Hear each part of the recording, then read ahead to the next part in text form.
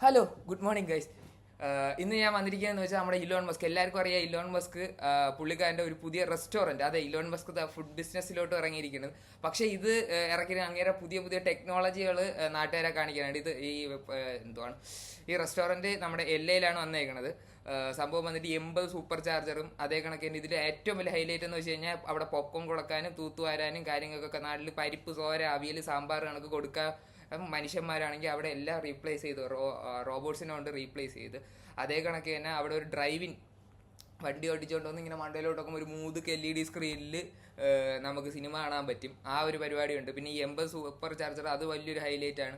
അതേ കണക്ക് ഇതൊരു റെട്രോ ഫ്യൂച്ചറിസ്റ്റിക് രീതിയിലാണ് പുള്ളിക്കാരൻ ബിൽഡ് ചെയ്തേക്കുന്നത്. അവിടെ ഈവൻ അവരെ ഫുഡ് പാക്കിംഗ് വരെ നമ്മുടെ സൈബർ ട്രക്ക് ഇങ്ങനെ തുറക്കുമ്പോൾ അതിൻ്റെ അത് ബർഗർ ഇരിക്കുന്ന കണക്കാണ്. അവിടെ കാഷ്വൽ അമേരിക്കൻ ഫുഡ്സായ ബർഗർ, മറ്റേ ടാക്കോട്സ് തുടങ്ങിയ സാധനങ്ങളൊക്കെ കാണും.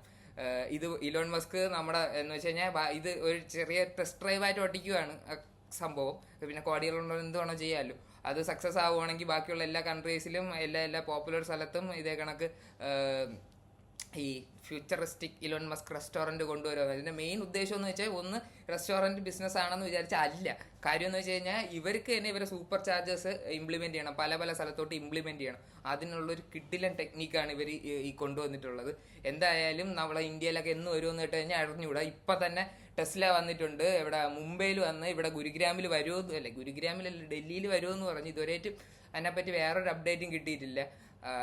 കാര്യം നമ്മുടെ ഗവൺമെൻറ് അങ്ങനെയാണ്. ടെസ്ലയുടെ ഏറ്റവും വലിയ ഹൈലൈറ്റ് ഫീച്ചറായ നമ്മുടെ ഓട്ടോ ഡ്രൈവിങ് പോലും കൊടുത്തില്ല. അത് നമ്മുടെ ഗവൺമെൻറ്റിൻ്റെ കുഴപ്പമില്ല, നമ്മുടെ ആൾക്കാരെ കുഴപ്പമാണ്. ഇത് ഫോണും കമ്പ്യൂട്ടറും അതേ കണക്ക് തന്നെ ഈ എത്ര ആർട്ടിഫിഷ്യൽ ഇൻ്റലിജൻസ് വളർന്നു വന്നാലും നമ്മുടെ ഇന്ത്യൻ ട്രാഫിക്കിൽ അത് ഹാർഡായിരിക്കും. അതിനുള്ള ടൈം അവർ എടുക്കണുണ്ട്.